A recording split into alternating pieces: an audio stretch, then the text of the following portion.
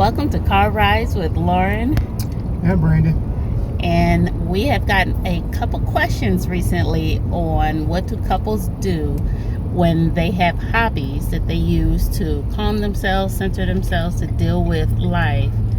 What happens if their hobbies are starting to clash against one another? Dum, dum, dum. So you guys came along all of August to see me can and put away food for our little family of 3. That I consider my hobby, something I love to do. I like to garden, I like to can, even cook with the food that we can. However, that's not necessarily Brandon's hobby. Not by far. So, can't say that I'm a fan of canning. I do help and get in there more now than I used to. So definitely participating in the journey. Yeah. So what would you say is your hobby? The hobby that I would love to do that I haven't had time to do is to go bowling, join a bowling league. I really like bowling. It's just an old pastime of my family's. And so it's one of those things that you pick up along the way. I'm horrible at bowling, and I wouldn't necessarily consider that to be a hobby of mine. But as a family, I will go bowling. We have gone bowling. We have. You bowl your 40, 30, 20 points. Is that bad? I thought I got at least close to 50. So you do your thing and then we're back on it. But it's fun. At that point, it's just fun. And that's the point of it, is so that we can relax. But the problem with bowling is that it takes me out the house. Right. It takes me out the house at a time where we have the child who needs to be cared after. You might have more than one duty that you're trying to accomplish. Yep. And so it's not always feasible to go bowling every week, or sometimes, depending on life, it's not feasible to go at all in a month. So is it my hobby wins over his hobby because mine's at home and his takes him away from the home? Or is it a compromise? And I think that's the biggest challenge that couples have, is trying to compromise, especially when it comes to something that centers you and calms you. So what do you say to couples who have opposite hobbies? Compromise is definitely a thing.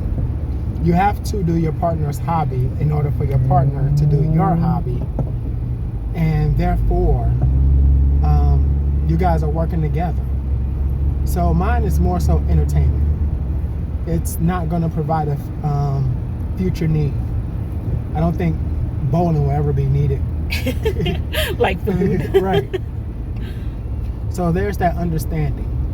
And then by me helping and learning how to can, I'm also able to help and participate and get a deeper understanding and appreciation for what my wife is doing.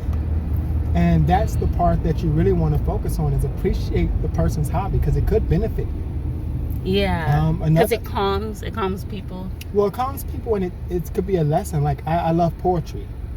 And so I haven't picked up my pen in a while, but I will write poetry from time to time.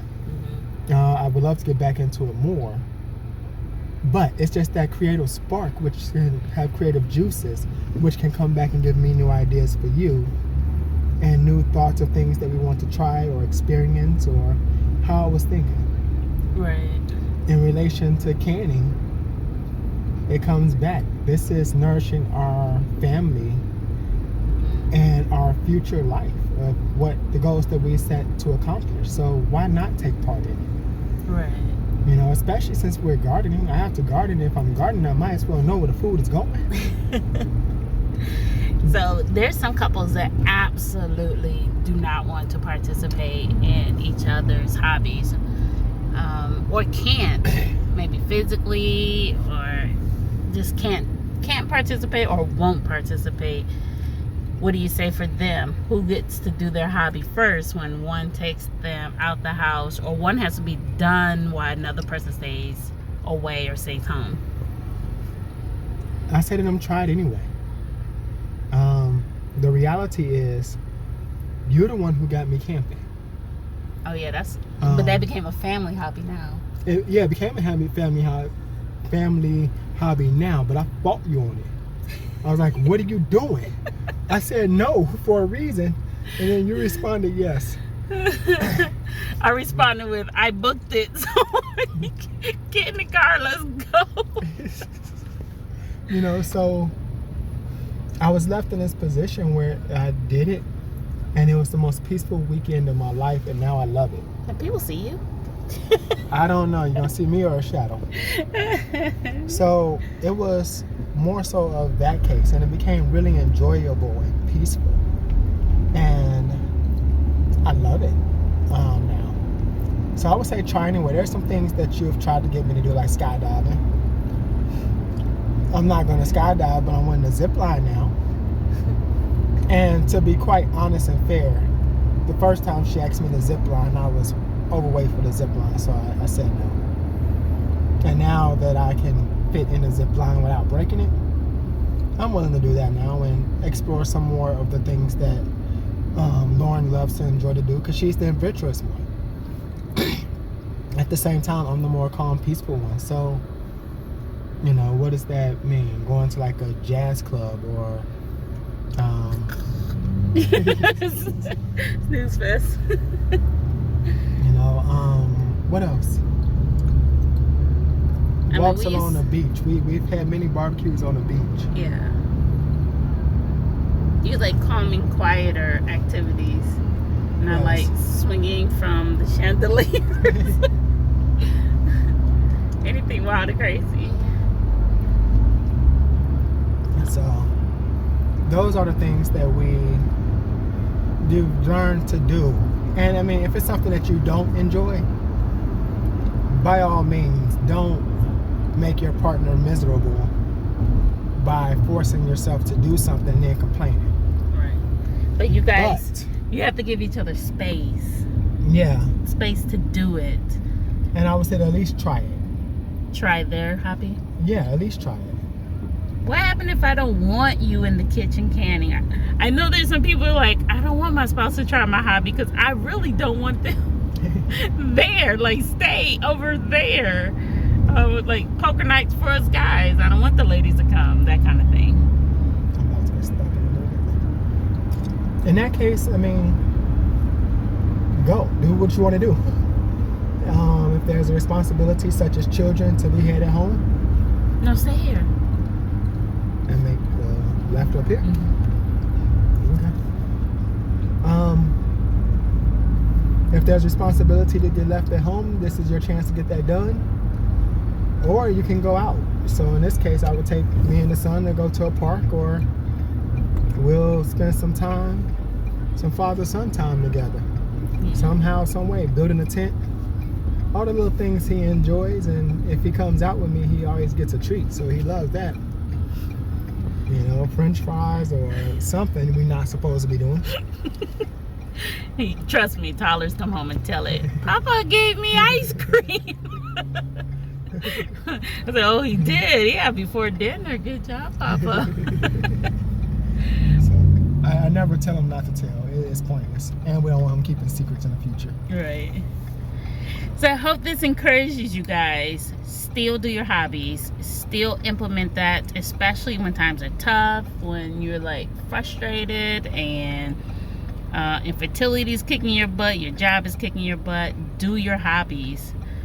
But just know that your loved one could tag along, number one. Yes. And that they might find a new appreciation for your hobby and why you do it and how it makes you feel. And how you feel could help your situation improve. Right. And limit the amount of stress in the household overall. And number 3, give each other space to do their hobby. If it's starting to take over, that's a whole different conversation, but at least give them space to do their hobby. Once a week, twice a week. Give them some time to enjoy that. I agree. I would say if you do have a hobby that costs money, set a financial limit on it. I know like biking can be expensive, or golfing. Some of those things, the prices can really add up. So depending on your situation, your finances, make sure that you're in a position where you are, that you allow yourself to not go broke over the hobby. Right. Yeah. So we hope this helps. Until next time, guys, do your hobbies and enjoy life. yes. Take care. Peace. Bye.